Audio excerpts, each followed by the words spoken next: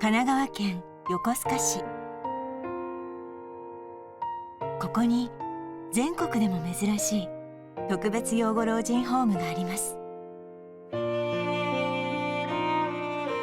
お邪魔してみると、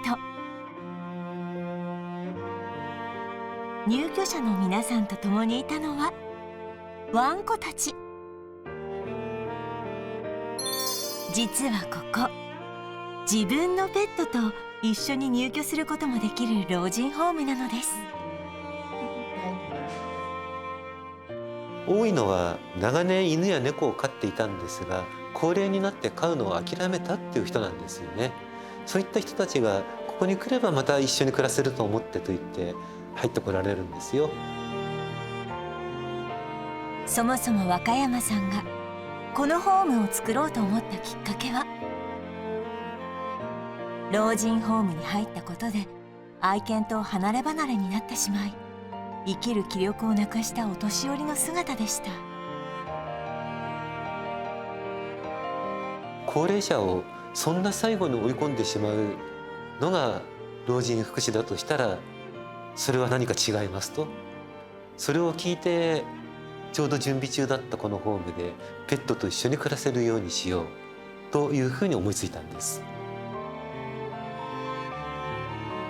このホームでは飼い主が先に亡くなった場合でも希望すれば引き取って最後までお世話をしてくれます。大切なペットと最後まで一緒に暮らす犬や猫を飼う人なら誰もが願う生活がここにはあります。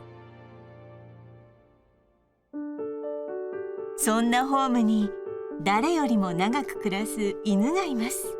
名前は文福。ホームができた時からここで暮らす看板犬です。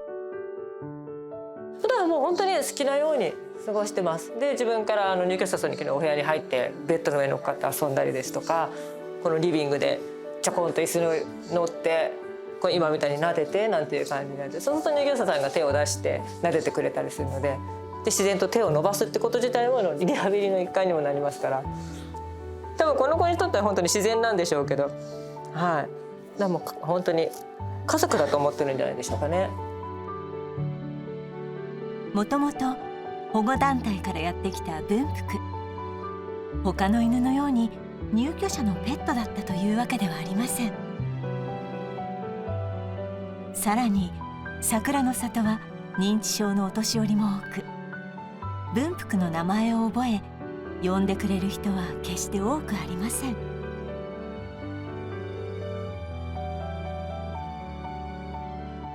それでも文福は一度家族と認めたら絶対に忘れません。ただそっとそばに寄り添い続けます。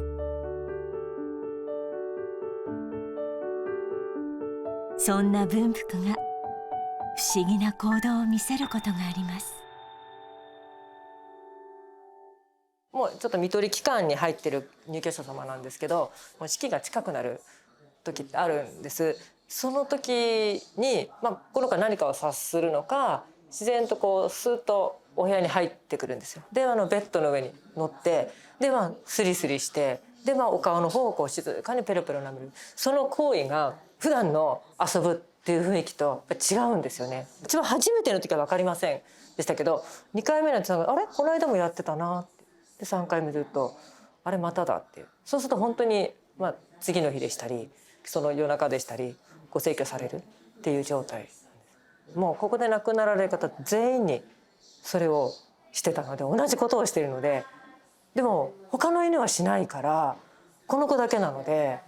何か感じるものがあるのかなと思うんですけど、不思議なことに文福は入居者の最後が近いことを察すると必ずこの行動をとり、亡くなるその時まで決してそばを離れません。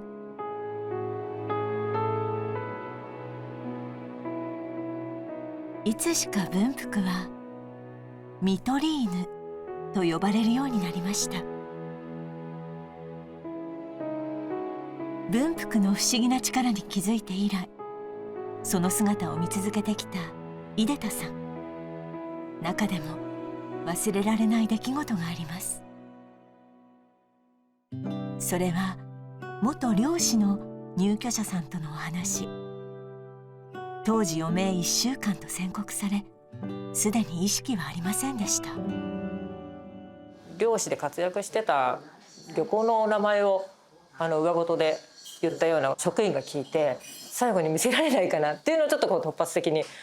思って、本当に状態が状態でしたから大丈夫かなと思ったんですけど、でもその時文福が全然近づかなかったので、まだこの方いけるなって。であとお誕生日も控えてたんですけど、おそらくお誕生日を迎えられるだろうって変な自信があったんですよね。でご家族様にもお話をして、で現地で待ち合わせをして、で思い出の場所だったそうなので、ご家族娘さんも小さい頃来ましたなんていうのをおっしゃってたから、もう一度来れてよかったな。目は開かなかったんですけど、でもきっと肌で感じてくれたんじゃないかなと思います。もう本当に海の潮の香りとかもしてたので、で結局漁港にも行って、でお誕生日も迎えて、次の次の日にご逝去、静かにご逝去されたんですけど、本当に誕生日も迎えた後でしたね、文福がお部屋に近づいて入っていったのは。もちろん文福の行動だけで外出を判断したわけではありません。でも文福が看取りを行っていなかったことが皆さんの背中を後押しし、別れの前に温かな時間をもたらしたのです。これまでにたくさんの方と家族になり、別れを経験してきた文福。その優しい行動の原点には文福の生い立ちが関係しているのではと若山さんは考えています。もともと文福は保健所に収容されていた捨て犬でした。そもそも文福が間もなく亡くなるという方を予測するのは匂いの変化じゃないかなと思うんですよ。でこれは私の推測ですけれども、おそらく他の犬たちもその匂いの変化は分かってるんじゃないかなと思うんです。文福の行動が違うのは予測できることではなく、予測して行動に移すことなんですよね。でなぜ行動に移すかっていうと、私はやはり文福自身が死の直前のところにいて、隣で命を奪われる犬たちの叫び声聞いて、一人孤独に死んでいくと覚悟を決めた、その体験が文福に一緒に暮らしている仲間とも言えるご入居様を一人で寂しく旅立たせないようにって寄り添っている。あまりにもちょっと犬に対して感情移入しすぎかもしれませんが、でも私には文福の行動の一番根っこにはそれがあるんじゃないかっていう気がするんですよね。なぜ文福が看取りをするのか、実際のところは